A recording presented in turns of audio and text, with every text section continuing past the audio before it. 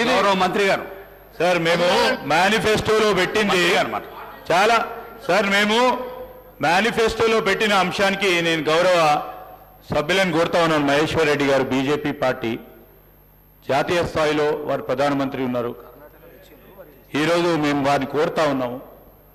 ఈరోజు తెలంగాణ రాష్ట్ర ప్రజలకు సంబంధించిన అంశం విషయంలో వారు ముందు నిలబడి జాతీయ హోదాను ఇప్పించే ప్రయత్నం చేయాలని కోరుతా ఉన్నాను. ఎట్లా ఇస్తారంటే మీ పార్టీ ప్రభుత్వంలో ఉంది, మేమందరం వస్తాం, మేము వారిని కూడా కోరుతాం, మా ప్రధాన ప్రతిపక్షాన్ని కూడా కోరుతాం, మీరు జాతీయ హోదాను ఇప్పియండి.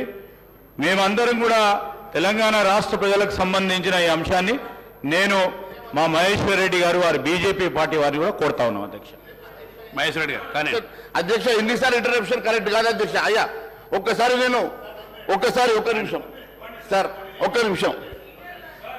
సీఎం రేవంత్ రెడ్డి గారి సొంత జిల్లా అయినటువంటి పాలమూరు, సీఎం సొంత జిల్లా ఇది ఎట్టిస్తారు సార్, ఇది ఎట్టిస్తారు? What is this? నేను 1 minute. శ్రీహరి గారు మన లెజిస్లేటివ్ అఫైర్స్ మినిస్టర్ గారు శ్రీధర్ బాబు గారు పాలమూరు రంగారెడ్డికి జాతీయ హోదా తీసుకురావడానికి బీజేపీ వాళ్ళ సహకారం అడిగారు సార్. దాన్ని మేము కూడా స్వాగతిస్తున్నాం. వీలైతే నేను ప్రభుత్వానికి విజ్ఞప్తి అభ్యర్థిస్తున్నా, మనందరం ఒక శాసనసభ ద్వారా ఒక ఏకగ్రీవ తీర్మానం చేస్తూ జాతీయ హోదా పాలమూరు రంగారెడ్డి ప్రాజెక్టుకు జాతీయ హోదా కల్పించాలని ఒక ఏకగ్రీవ తీర్మానం ఈ సభ ద్వారా చేసి కేంద్ర ప్రభుత్వానికి పంపిస్తాం. శ్రీధర్ బాబు గారు దీని విషయంలో ముందుకు రావాల్సిందని నేను కోరుతున్నాను. మహేశ్వర్ రెడ్డి గారు చూడండి, అదే ఇప్పుడు రెస్క్యూకి వస్తామని చెప్పి రెస్క్యూకి వచ్చేసారు సార్. రెస్క్యూకి వచ్చేసారు. దీన్ని బట్టి చాలా స్పష్టంగా ఏర్పడుతూ ఉంది వీళ్ళ రిలేషన్షిప్ ఏందో.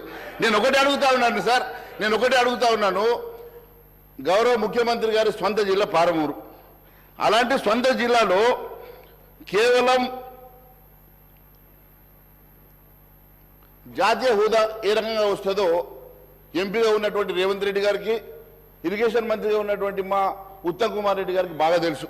జాతీయ హోదాకి ఏమేం కావాలా, ప్రొసీజర్ ఏంది, దాని నామ్స్ ఏంటి, అవన్నీ కూడా సార్ మీకు సమయం ఇచ్చినప్పుడు మీరు మాట్లాడాలి సార్. చాలాసేపు మాట్లాడారు మీరు గంటన్నర మాట్లాడారు, మాకు అది 10 నిమిషాలు కూడా సమయం గారు. మీరు గవర్నర్ ప్రసంగంలో మాట్లాడేది అనవసరంగా. గవర్నర్ ప్రసంగం అండి, ఇది గవర్నర్ ప్రసంగంలో మాట్లాడుతూ ఉన్నాను అధ్యక్ష.